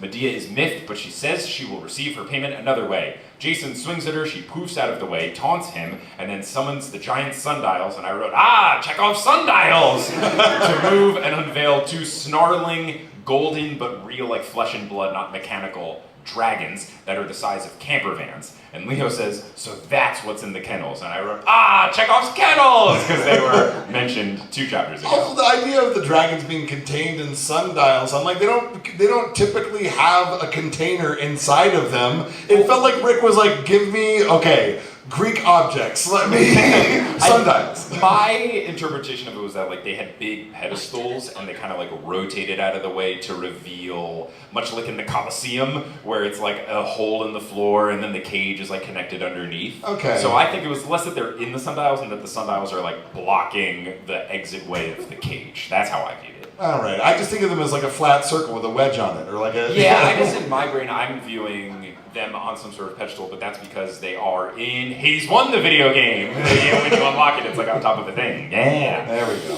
And it all goes back. It all roads lead back to the first thing where I knew stuff about Greek mythology. Now, Jason warns to not look at them in the eye because they can paralyze you, so great, we have golden basilisk dragons. Yeah, not great. Yet another callback to the Medusa chapter. Like, this is so much Medusa redux. Ooh, I like it. Now I just want Uma Thurman to play Medea in this. Bring her back. Oh gosh, she was so good. Medea, while casually riding the escalator up. What a vibe. As much as we want to hate Medea, you have to admit, she's got style. Like, to just be like, standing on the escalator like, have fun, boys. It's so good. Oh, it's so good. Do you think that the steam is still emitting from her fingernails the whole time?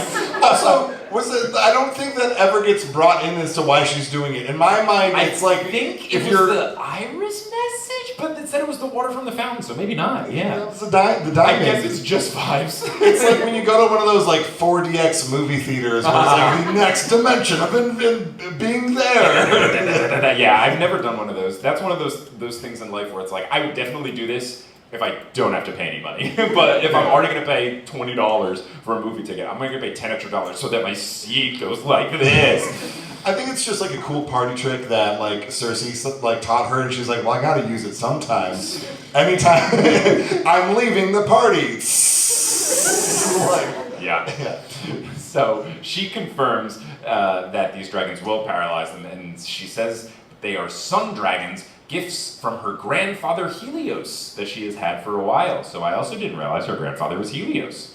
Quote, they pulled They pulled my chariot when I left Corinth, and now they will be your destruction. Ta-ta! Ta-ta! Magnificent! Oh, God! Gotta love her. Can't hate her? What if I?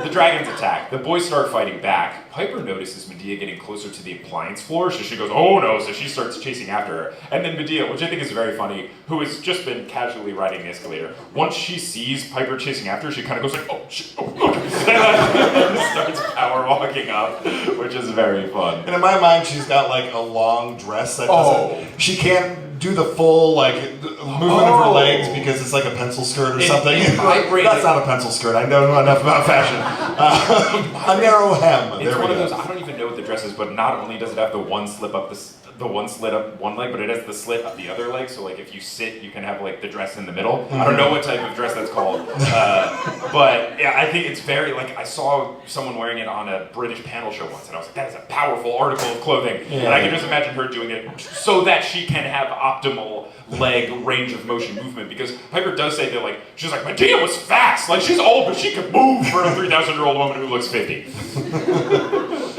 So she starts rushing, and then she goes to the next floor, and Piper goes, oh, she wasn't going after the appliances, she's going after the potions. That is way more on brand. And then I was thinking, oh, she's definitely going for the painful death potion, obviously. That's the clear choice.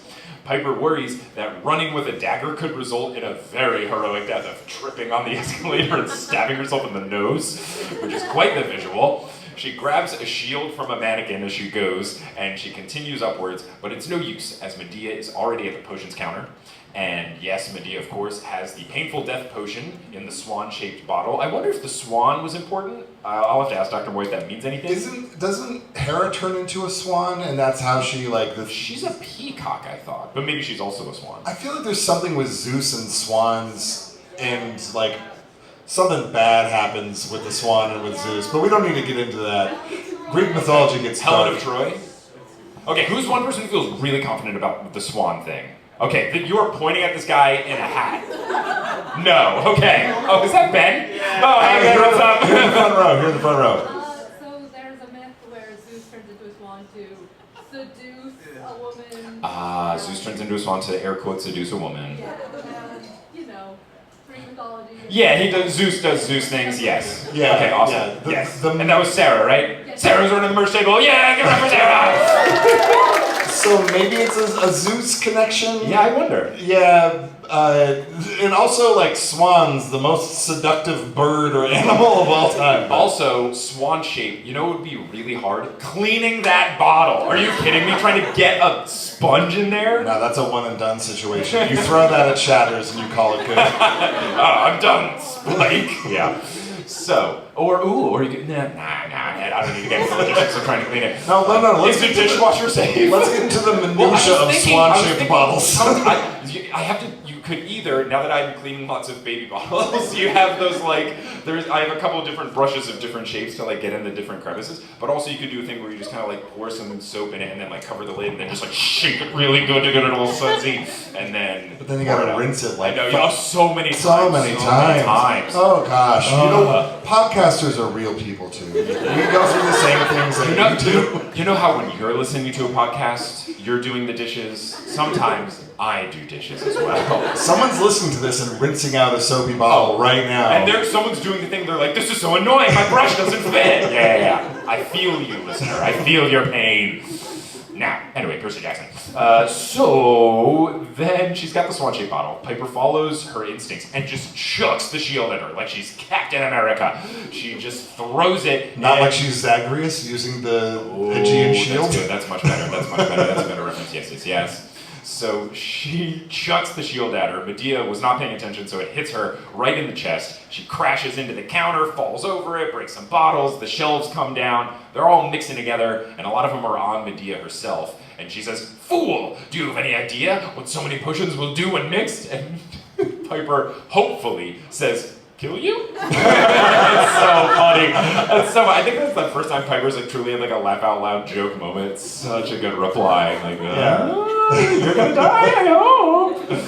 Steam then rises from Medea's feet, and she begins to cough and look pained, but Piper can't tell if it's genuine or if it'll be some sort of trick where she'll pretend to be hurt and then get her with a little gotcha of sorts. So then Piper hears Leo call for Jason's help, and when she turns to look, she sees a dragon pinning Leo to the floor, and it's ready to snap at him. And she's really worried because Jason is really far on the other side of the room fighting the other dragon, so she thinks Jason's not going to be of any help. But, thankfully, but before that can be resolved, Medea yells to Piper that she has doomed them all, as the mixture will destroy everything in this building. And thankfully, with perfect timing, Festus, our flying dragon friend, breaks through the ceiling. And I thought it was funny because Leo previously had been blowing the whistle, where the plan was, hey, Festus, when I blow the whistle, come through. When he started blowing the whistle in panic when the fight broke out, I was like, ha ha ha, a comedic moment, because surely this won't work. But it did work! So I didn't even write it in my notes, because I was like, this isn't anything, that's not gonna work, Leo, you dunce. But it worked! I don't know how it worked, but it did work! Festus must have great hearing! So Festus, thankfully, is much larger than the other dragons, so he grabs one in each claw and just hurls them back into their pits. Leo presses the same marble tile that Medea did to make the sundials move out of the way, so it does end up trapping them. I'm picturing this as like when he like hurls them in, I'm picturing like the sundials as like being on like a pinball spinner, where they go like and then slam shut. Also, I've been wondering to this point what kind of dragon Festus is. Because you've got your worms, you've got your weaverns, you've got your Quetzalcoatls, you've got the ones from Game of Thrones that have a bunch of Y's in them. I just assume every name in Game of Thrones is just like YRMN.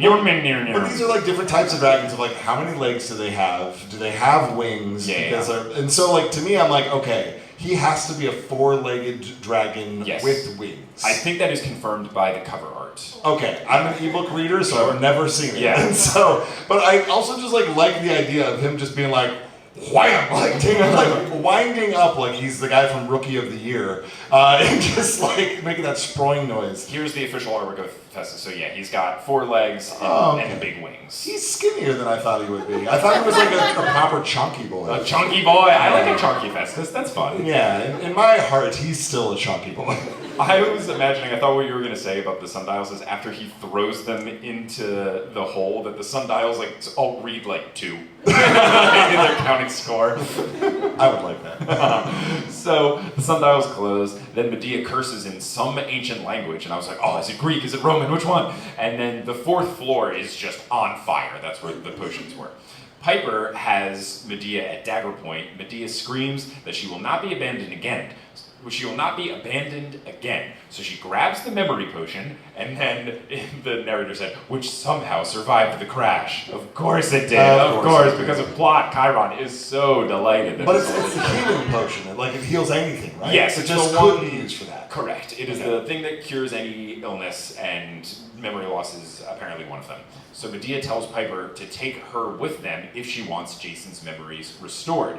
Piper looks to the boys and sees them riding on Festus, who has grabbed the cages now. So Festus is just, like, his usefulness per minute is off the charts. Like, just incredible efficiency rating from Festus. He's just really adding a lot of wins above replacement. I'll stop making sports references. But the burning on the 4th floor intensifies. Medea says that Piper will never survive this quest without her, warning that Jason will never regain his memories and Tristan will die. Piper is tempted, but then she sees Medea's smile, and she knows that Medea is just confident in her ability to talk her way out of any situation, so she truly cannot be trustworthy. So then Piper, in response to this, says, "Not today, witch." Which is for sure a way of Uncle Rick slipping in what he wanted to say, but couldn't because it's a book for children. And then she jumps over the railing at the perfect timing to land on Festus with the 2 boys, and then they are able to fly out of the hole in the roof into the Chicago skyline, and then the final line, which I wasn't expecting, but I should have been because it's already such an 80s action movie, the final line of the chapter is, "Then the department store exploded behind them," which is so good. Just, you gotta love it.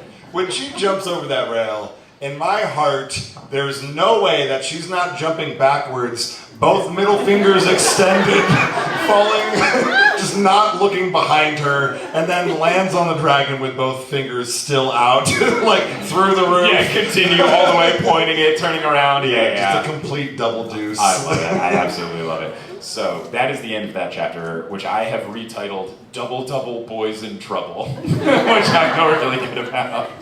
For me, the title of the chapter is Piper Makes a Graveyard, which is a reference to the fact that regionally, at least where I'm from, if you go to a convenience store and you put all of the sodas in one cup, that's called a graveyard. And graveyard is better because I was originally thinking of that for the name, but the only name I know it by is like not very appropriate. So yeah. So I was like, so I'm so glad you've made this as your title. So she put all the sodas / potions together and then also potentially killed somebody at the same time. So that's my really title. good. Yeah, that's really good. Yeah, but is Medea really gone? I don't have high hopes. I'm like, there's no way. Also, she seems to be able to like shift forms. There's times where we get like, maybe this is just one aspect of her. Yeah. Also, like nothing stays. Like the thing is, she's mortal. And right. Like, that makes it slightly different than the monsters who instantly reform. Yeah, the Cyclops can come right back, but I don't know if Gaia can just like resummon her whenever she wants, or if there's a cooling off period, or I don't know. We'll have to see. But that was the end of chapter 28. That is the end of this episode for now. If you're listening on the podcast, we're going to take another brief break, and then we'll get into Q&A. But if you're here in person, let's go to Q&A right now! Yeah! All right. Some folks sent in some questions, so let's get to them. This first one is from Maya. The subject line is Vancouver mountains greater than 2 exclamation points. Hi Mike, welcome back to Vancouver. Congratulations on your new baby. Thank you, Kelly did all the hard work. If you had to pick 1 or 2 characters from the series to babysit for you, who would you pick and why? For Nathan, who would you pick to dog watch Nandor? If you got a big fluffy boy. Sure, Nandor. yeah. Nandor is my husky Malamute border collie mix. He's on my arm. You can search on Instagram for at Nandor Husker Pup. It would 100% be Festus. Because Nandor loves playing. He's not a small dog, he's a medium-sized dog, and he loves playing with dogs that are bigger than him, and he'll go like, woo, woo, woo, woo, woo, to like a big dog who won't play with him, and I'm just like picturing the two of them like wrestling and chewing gently on each other's necks and like stuff like that. And he would love Festus. Yeah. So yeah, I think that's the top pick for me. For sure. I like it. I'm gonna go a little off the beaten path. I'm gonna pick Mitch, the nice Aphrodite camper that Piper met, because he feels like he has his stuff together, feels like he would be responsible, and also because Aphrodite camper, he would probably make my daughter look very cute and take cute little photos of her. And if I was being out babysat, I would love to see photos of her. Like that's been really great while I've been traveling, is every now and then I'll just get a notification from Kelly and it's just my daughter being the cutest. Oh, she's so sweet. So I would probably pick Mitch. He seems like a nice, good lad. Also, to the person who submitted this, my heart grew 3 sizes because you either follow my dog or know about my dog, and just anyone who knows about my dog, it makes me feel good. So it's a good dog, a great pup. He's a great pup. Yeah. I like that when the couple of times I've crashed at your place recently, when you open the door, Nandor rushes out to greet me like he opened the door, and then you'll hide behind the door so the effect is really there. Like Nandor's like, "Hello, welcome back." All right, this one is from Nadine. Nadine says, the subject line is Vancouver's great and all, but I'm from Winnipeg. So, Jets? A Manitoban. Yeah. I know my provinces. Hi, Shoops. Since Nathan brought up wondering about if dead characters are able to come back, which character would you bring back and why is it Lee Fletcher? Don't think it would be Lee Fletcher. I would bring back Bianca, because I feel like we were robbed of her character in that she was only there for like half of book 3 and then like little tiny bits later on when she talks to Neo from the afterlife. But I think bringing Bianca back could be fun. She seemed very interesting and just had such a short-lived run. Do you have an answer? It's Pan, duh. Oh. Yeah. Yeah, like I mean, save the world, save nature. Yeah, exactly. Yeah. And also just like a really chill guy. So chill. He was so chill. Yeah. Okay, this one. I'm gonna save that one for last because that's really fun. I will save that one. I will start it. Okay, so this one is from Amanda. Amanda says, I'm going to Manhattan for the first time at the end of September, and I want to have the most stellar bagel and pizza ever. What are your S-tier recommendations? We have Burger Joint on the itinerary. So for anyone listening here or podcast-wise, I do have a website, schub.es/NYCFAQ, which is all of like my recommendations of New York things to do, because this sort of thing will happen a lot. Top pizza, my favorite is Scar's Pizza. It's very good. And then top bagel, there's a lot of good options, thankfully. There's Broad Nosh Bagels, which is near Columbus Circle. So if you're in New York, take reference. Those are very good. And yes, Burger Joint is quite fantastic. I would highly recommend going there like as soon as they open. Like they open usually like 11. You can get there before anyone's there, and you don't have to wait in a line or anything like that, because it does get popular at lunchtime because it's very delicious.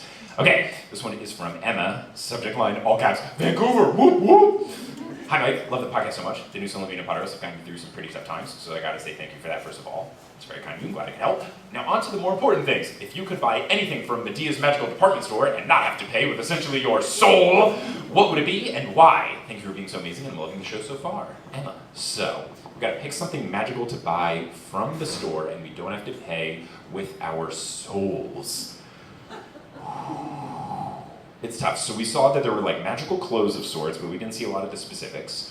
There was the oven, there was all the different potions that do all sorts of different things. I would worry about potions because potions to me kind of feel like genie vibes of like, there's some sort of fine print. It's a monkey's paw. Yeah, like I'm gonna drink it, it's like, yeah, it does cure all of your diseases, but then it gives you a new one that you didn't have, yay! So I feel like I would probably go the safe route and just pick some sort of magical clothing item, whether it was like functional or very fashionable, like it could change different colors and stuff like that. I would probably go this safe and secure route and pick some magical clothes. I'm on a similar track, but since I specifically mentioned appliances, it would definitely be a clothes dryer that folds and puts away your laundry. Oh, that would be good. That would be so good. If my bedroom right now would be so much cleaner at this very moment. That's the topic for me, no question. Yeah, I like it. All right, this one is from Alex. Alex says, welcome to Vancouver, the land where they shoot Percy Jackson and The Last of Us. Oh, I didn't know The Last of Us were too. Very fun. Question. Gaia offers to bring one character back to life. You have to choose between Lee Fletcher or Selena Beauregard. The character returns victorious with all of the glory of a hero. Who do you choose? Thanks for a great show. That is very tricky because obviously I don't like Selena having, that's a really tough one. I think I'll pick Lee Fletcher though. Because at least I have no bad blood for Lee Fletcher, I just like was not bothered by his death at all. Selena, I am actively upset that she was the spy and didn't tell Percy earlier, and people think she was all great because she did like a nice thing right before she died. So I would say Lee Fletcher, because I'm sure Lee was great, we just didn't know any about it in Percy Jackson. I'm sure Lee did other fantastic things. Seems like they were a very skilled archer, so I'd love to learn more about Lee, and then I can retract all my statements about Lee, how Lee doesn't matter. Who would you pick between the two? I don't have a strong feeling on this one. Oh, yes? I'm gonna leave it there. Either. Okay, this one is from, is it Alicia? Alicia, thank you. Alicia says, hi Mike and Nathan. My question dives into Nathan's theory into bringing back Leo's mom to life. If Leo's mom were to come back to life, do you think she would be a compliant pawn in Gaia's plan? Or do you think that she would resist? Do you have any predictions on the individuals that Gaia will bring back to life if she really is the big bad? Thanks for an amazing show. Is it possible to get another Patreon sticker if they break? Yes, send me a message on Patreon and I will send that to you. I'm assuming break, it would like rip or something, but I like the thought of a sticker breaking. I don't know, it's invisible now. Ah! Okay, so if Leo's mom comes back, do you think she would be a pawn or would she fight against?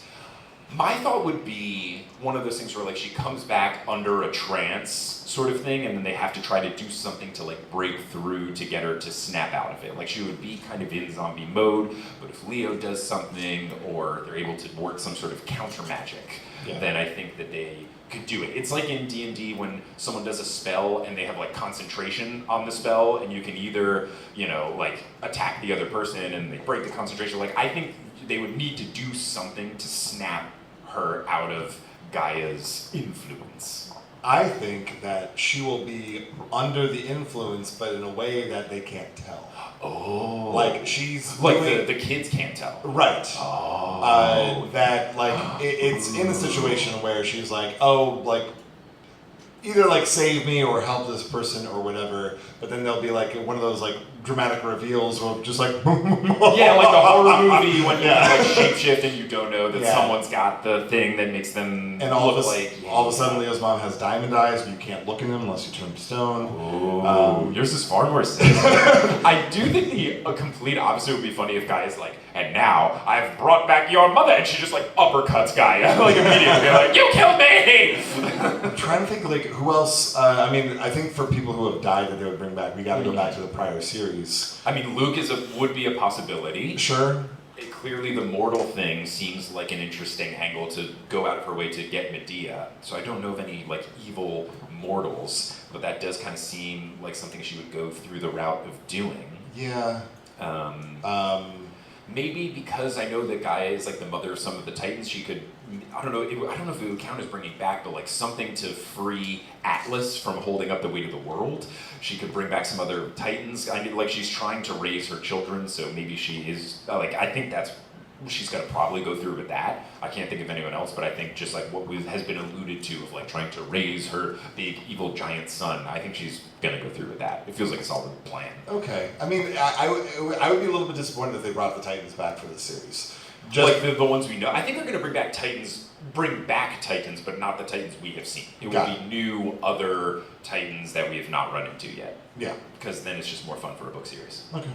So this one is from Joy. The subject line is Boo America! And then in parentheses, I'm American. I've never related to anything more. Yeah. A meme that I saw recently, especially because the Olympics are coming up soon, because we're recording this in July of 2024, there was something where it was like one of those memes where like there is a format, but they've like, Instagram captioned something over it, and it was like, damn America, I don't normally go with you, but I do love Katie Ledecky.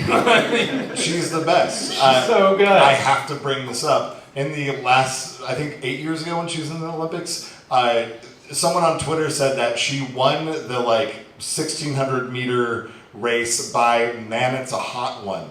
And what they meant was that she touched and Smooth by Santana and Rob Thomas started playing, and then the entire guitar solo intro played, and the second place person touched the wall on, man, it's a hot one. She's so That's good. how dominant she is. My favorite thing is like when she sets another world record, and it's like Katie Ledecky has now placed like 5th on the list of the top 20 records, all held by Katie Ledecky. It's so good. Anyway, Percy Jackson. So, Joy says, hi, Mike and Nathan, love the podcast. If each of the members of our new main trio had a theme song, what would you choose for each of them? Thanks for a fantastic show. Joy. Xanth in the Discord. Hello. And then it says, also in my Greek mythology class, we talked about how Medea has a lot of tropes similar to popular heroes in Greek mythology, but is likely viewed as a villain because she's a woman. Maybe something to ask Dr. Roy about. Interesting. Mm-hmm. So, the main trio, Piper, Leo, Jason, all have theme songs. What are we choosing for them? Oh, gosh. For Piper, I would pick Should I Stay or Should I Go Now? So she's on the edge of do I go evil or do I do good? Jason would just be the Star Spangled Banner because he's an American! No, I think we made a reference to Celine Dion earlier, beloved Canadian. It's all coming back to me. Oh, because he's slowly piecing together his memories? That's right. That's good. I can't wait to watch that music video tonight. Gosh, it rips. And then, I mean, it's impossible to not just like think of something metal for Leo. Yeah. Somehow. For Leo, I actually want to pick, and it's just because of the movie association, but I want to pick Lowrider because in Gone in 60 Seconds, when Nicolas Cage is like, before I steal a bunch of cars, I have to listen to the intro part of Lowrider. It just makes, for whatever reason, that song to me is always like, cars, garage, yeah. It's If I Had a Hammer. Oh, I'm not familiar with this I song. would hammer in the evening.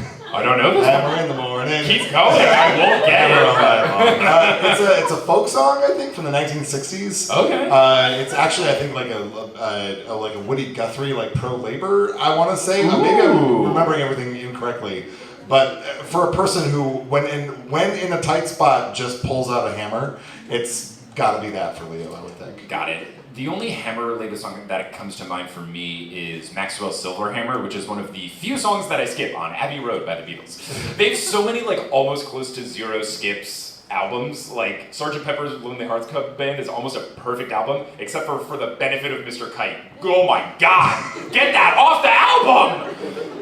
Anyway, this next one is from Sruthi. Did I say that right?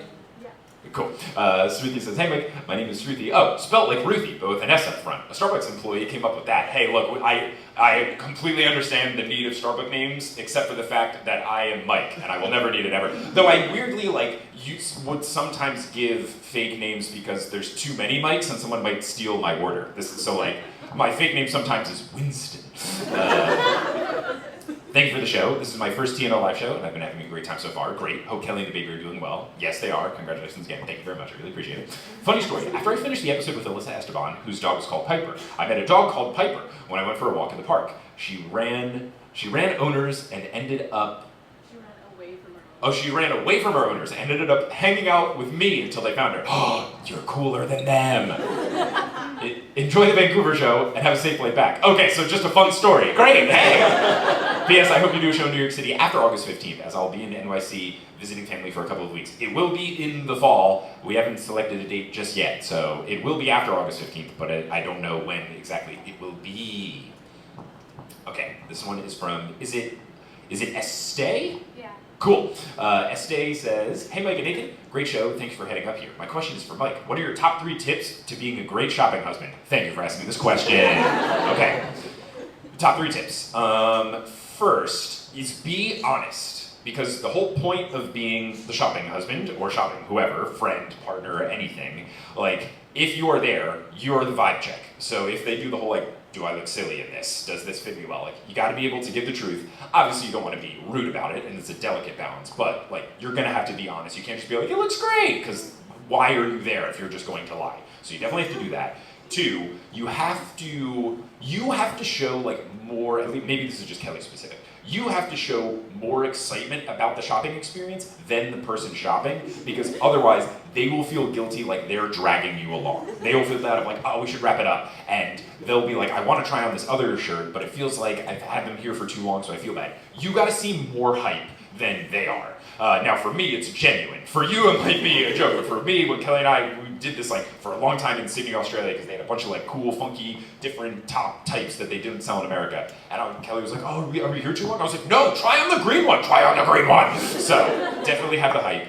And then the third one would be just ask some questions about why either selections are being made, because not only will it help you get a better sense of what kind of style the person shopping is going for, but also it can help them think about it. I feel a lot of things with fashion is just talking it out. I will do this sometimes where I'll see an article of clothing that I like a particular jacket, and it's a little pricey, so then I'll talk about it with either Kelly or my mom or something, and then after you get through the questions, you're oh, I actually might not wear this as much as I think I would wear it, so maybe it's not worth spending a bunch of money on. If it's when will you wear this? Would you bring it there? No, because I'd be worried about getting it dirty. Okay, then why are you buying an expensive jacket? So I think just asking a lot of questions about the fit, the color, the usage, that can kind of help them think about I should get this. So those would be my top 3 tips of being a supportive shopping partner. As a shopping father, buy the ball that bounces highest. Doesn't matter what color it is, and always add cheese to your order. But that's just Fernando, of course. Well, the email continues. My man is Nathan's level of shopping, so we can step it up. Does it fit? It fits. Which is important. Kind of. My P.S. Congratulations on your new baby. Thank you. Okay. I got time for a couple more. Vancouver is anti-Canada Goose. Ooh, interesting. I'm very anti-Canada Goose jacket, so this makes me happy. Why is Vancouver anti-Canada Goose? Because have you encountered one before? Oh, sorry. Are we talking about the literal goose or the brand of jackets? Because I hate both. So you're talking about the goose. Okay, great. I think they're both awful. Yeah, they're cobras with wings who poop everywhere. Everywhere, yeah. Or it's a jacket that costs $1,000 just because there's a patch on it, and you can just get an equally good one from like North Face for like a third the price. Yeah. Absurd. Anyway, this is from Kenna. Kenna says, for the long road trips on Festus, which songs would each member of the crew contribute to the playlist? So not the theme song, but they're riding on Festus. What songs are people bringing to the table? Jason's gonna pick Bruce Springsteen because he's an American. Leo is going to bring, because of his fire abilities, "Hot to Go" by Chapel Roan. I've heard that. Or I like all hot, like Hot in Here, like all Hot One, like all I'm different. really hot. I'm really hot by Missy Elliott. God. Oh, did anyone go to the Missy Elliott show in Vancouver? Oh, guys, we went to the show in Seattle. Oh my God. Unreal. Piper. Piper. It's hard. "Been Caught Stealing" by Jane's Addiction. Ooh, that's really good. Yeah, that's really solid. But maybe that's her theme song. I don't know. Yeah, no, that's fun. I feel like she would like it. It's hard. It's hard. Parents just don't understand. Parents just don't understand. That's right. That's pretty good. Yeah. That's the one where it has the really weird third verse, right? That's right. Yeah. If you like Will Smith, maybe only listen to the radio edit of Parents Just Don't Understand, because the third verse gets interesting. And by interesting, I mean bad. It's really fun. Okay, I think we got time for like one or two more, and then we will get out of here. Okay, let's see. Yeah, that started one. Oh, we've got the starred one, yeah. And I think I'm gonna do one more and then the starred one. Okay, let's see. This one, okay, this is from Caitlin. Caitlin says, "Hi Megan Nathan, you got into my question a little bit, but I was wondering, if souls are no longer bound to Hades, who, from either myths or the Percy Jackson universe, RIP to Michael Yu, would you most like to see in Heroes of Olympus?" Mythology info, the reason for the sundials for the dragons. Dragons were gifted to Medea by her grandfather Helios, the titan of the sun. Sundials, thank you very much. I bet there's people who've already like emailed in reasons for it, and then we'll send the reply email of, I listened to the Q&A portion. So yeah, okay, so now it's more of a question of like people that they can bring back. So who would you want to see come back, either new or like people from mythology that we know that we haven't seen yet?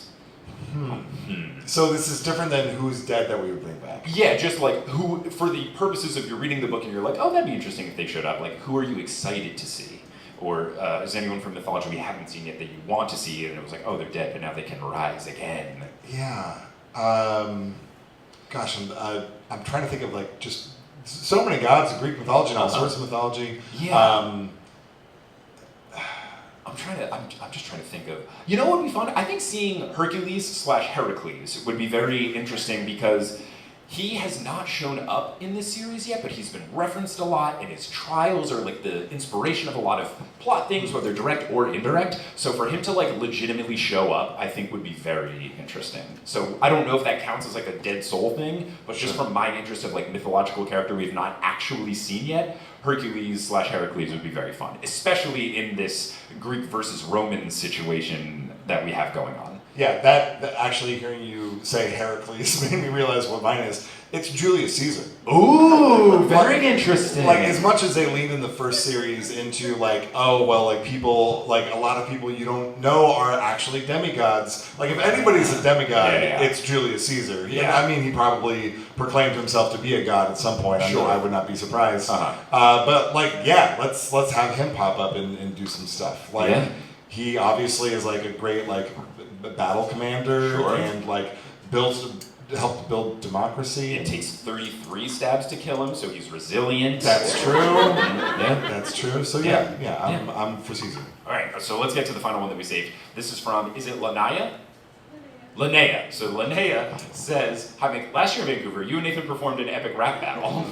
If you had to pick one character from the series to join you on stage for a rap battle, who'd you pick and why?" I kind of want to twist this. I kind of want to just do a rap battle, which we have not planned, and I think it would be fun. Sure. But,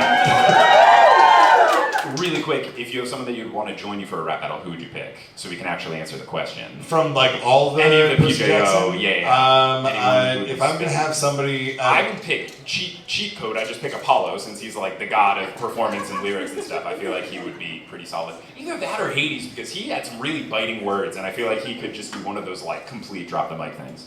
It's Dionysus for me. Ooh, he was good too. Yeah, He knows how to party. He would do the thing like in the Kendrick versus Drake beef. Apologies to Canada, but it's over for you. Yeah, he's Toronto's. Yeah, you don't have to play him. But I'm a huge Kendrick fan, so the fact that Not Like Us isn't also like it's a banger. It's not just like filled with burns, but it's also just like a banger. I feel like that is what Dionysus would bring to the table. It wouldn't just be biting; it would be an absolute bop, and then you would have people singing it like everyone is now. Something in the line of "Tipsy" by Jay Quan. Oh, see, thank you so much. What a beautiful time. Okay, so let's do a rap battle. I feel like in this chapter, you either do Piper versus Medea or Leo versus Jason.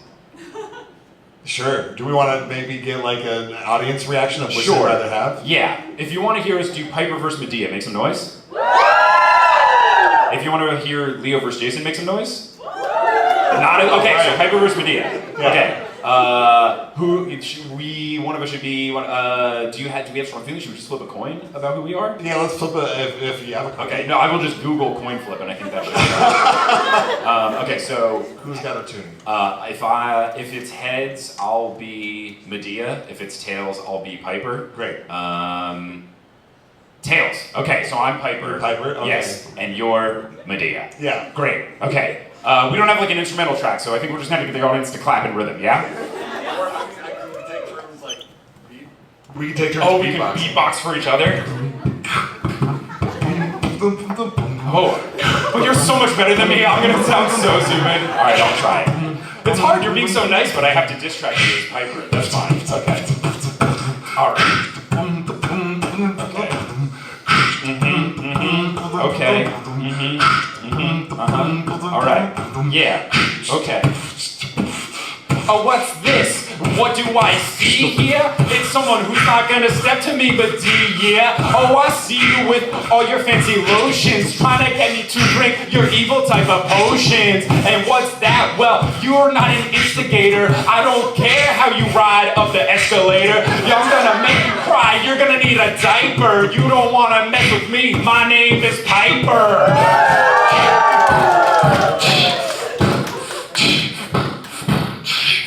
Okay, you coming at me with that charm speak? Yeah, you tried it, but your deeds are kinda weak. And I'ma throw you in the ocean with this great potion. And I got some ideas, I got some great notions. That's right, I'm telling you, I serve Gaia. I'ma cook you up like you were a pizza pie. That's right, I'm wearing nice dress, got that seam nails. When they fight, they're gonna get impaled by the lance. No, that's a spear, but it's golden. I come from 3,000 years ago, I'm olden. I killed Jason once, I'm gonna do it again. But come for me, I'm gonna make your head spin. Okay, yeah, alright, I see you, I know, you think you got it, but you don't really know. I got a friend with a hammer and his name is Leo, yeah, and we're gonna take you on a real fun ride. Got my semi-boyfriend here with his sword flip high. Gonna cut you down, gonna strike you hard. You're gonna be saying, oh my god, who are these children? How'd they do this to me? I am someone from Cold Keys, but look at me, I'm Medea, I'm mortal. Oh no, let me jump in this portal. Speaking of portal, we are the bestest. Crashing through the ceiling, it's my homie, Festus.